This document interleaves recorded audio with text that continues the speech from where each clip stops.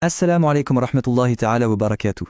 Bienvenue dans ce nouveau partage de notre série Cœur Blanc, une initiative d'écho de la sagesse pour cheminer ensemble vers le mois de Ramadan.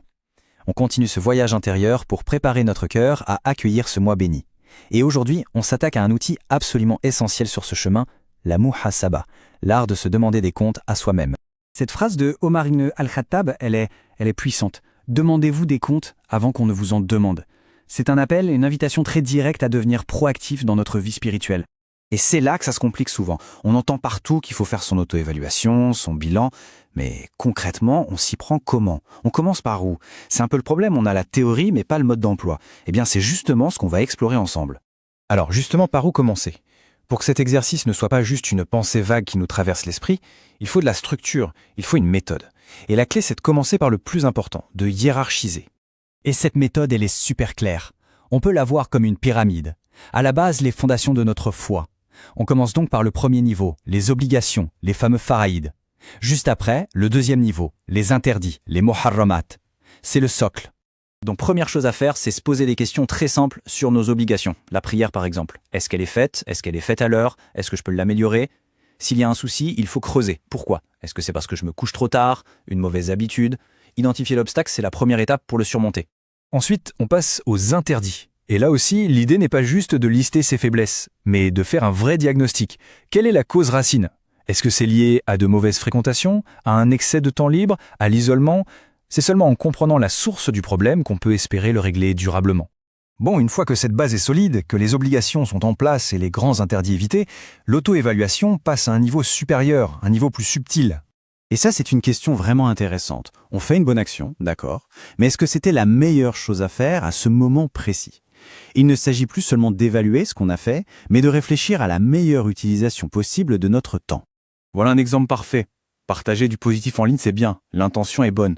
Mais peut-être que d'utiliser cette même heure pour mémoriser le Coran ou approfondir sa connaissance religieuse, eh bien ça aurait été encore plus profitable spirituellement.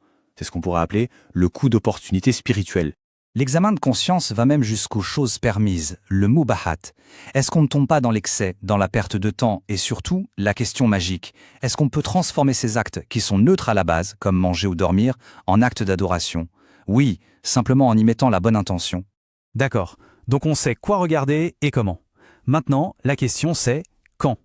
Pour que ça devienne une vraie habitude et pas juste une bonne résolution d'un jour, il faut un rythme régulier. Et ce qui est magnifique, c'est que la tradition nous donne un calendrier parfait pour ça.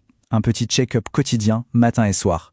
Une revue de la semaine, le lundi et le jeudi, ces jours où nos œuvres sont présentées. Et enfin, le grand audit annuel au mois de Chaban, juste avant que le bilan de l'année soit clôturé. Mais au fond, pourquoi se donner toute cette peine? Quels sont les fruits de cette muhasaba? Eh bien, les bénéfices sont immenses et ils changent tout dans notre rapport à nous-mêmes et à notre Créateur. Le résultat en vaut vraiment la chandelle. Se juger soi-même ici-bas, c'est alléger son jugement dans l'au-delà.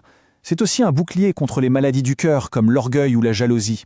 Et au final, c'est un moyen de s'assurer par la grâce d'Allah une belle fin. Quand on lit une parole comme celle-ci, on comprend ce que veut dire la vraie connaissance de soi. Cette humilité incroyable, elle ne vient que d'un regard lucide et honnête sur ses propres manquements. Ça nous protège de l'autosatisfaction, ce poison pour l'âme. Et voilà une autre conséquence directe. Quand on est vraiment occupé à réparer sa propre maison, on n'a tout simplement plus le temps de regarder par la fenêtre pour critiquer celle du voisin. Ça nous protège de la médisance et du jugement. Ce vers poétique le dit magnifiquement bien. C'est une laideur d'oublier ses propres défauts pour aller chercher ceux des autres. La muhasaba, c'est un regard qui se tourne vers l'intérieur, pas vers l'extérieur.